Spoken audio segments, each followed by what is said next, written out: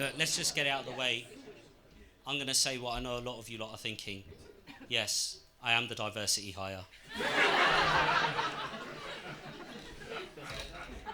Some of you may have actually seen me before, delivering your Uber Eats. I do apologise if I come across as nervous. I actually suffer from terrible anxiety, but one way I find to make myself feel better is retail therapy. So I took myself to Primark today, bought myself a nice new shirt. You guys like it? Thank you. Makes me feel good about myself and also helps support jobs for my cousins back in India. So win-win. We've all been enjoying the weather. It's been lovely, hasn't it? I've been out in the sunshine, topping up my tan. I am actually white. Fooled you. Talking about people who think they're white, I don't know if anyone saw Rishi Sunak was in the news this week. He was saying that he believes it's actually now harder than ever to be a conservative in this country. And I think I understand why. Because now Labour have fucked over disabled people. Who have the Tories got left, you know?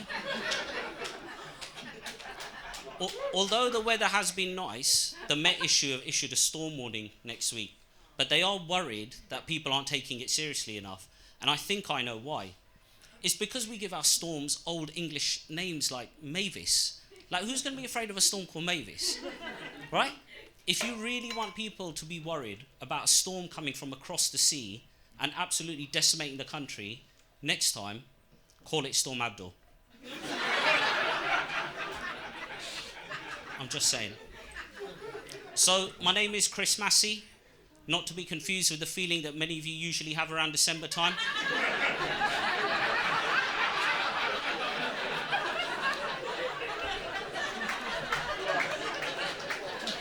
That's a slow burner, that one.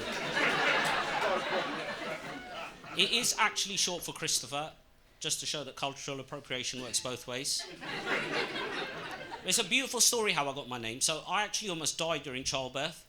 So as a thank you, my mum named me after the doctor that delivered me, which is amazing, a miracle really. What was a bigger miracle was the fact that there were no Indian doctors on the ward that night. Not Sanjay in sight, you know. But we live in a very diverse society now. I really enjoy it. You know, growing up for me in the 90s, things were definitely not as diverse. I remember sort of during the school break, the white kids would just play with the white kids, the black kids would just play with the black kids, and us Asian kids were all in the library. So that medical degree ain't gonna earn itself. But nowadays, you go down any high street in London and you'll see a group of young men all hanging out together, all of different races, and honestly, you have no idea which one of them is going to steal your iPhone. You don't.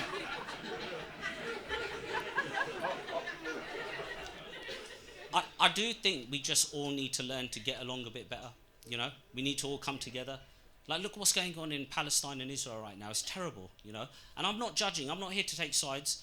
I'd never say anything disrespectful about Muslim people. It's not worth the aggro. I wouldn't say anything disrespectful about Jewish people either. I actually used to date an Israeli girl. Yep. I did have to break it off with her. Things were just going way too fast.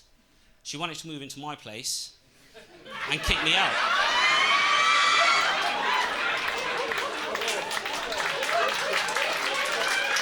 Terrible.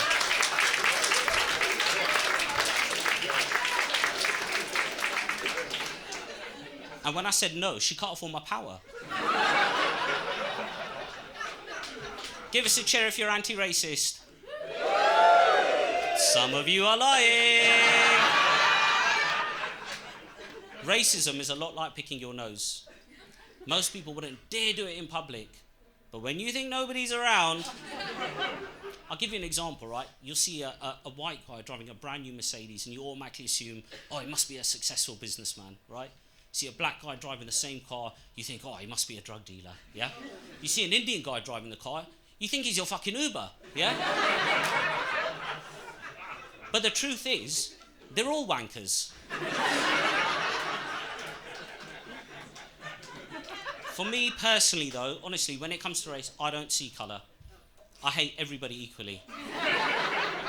Old people especially, fuck me. I fucking hate old people.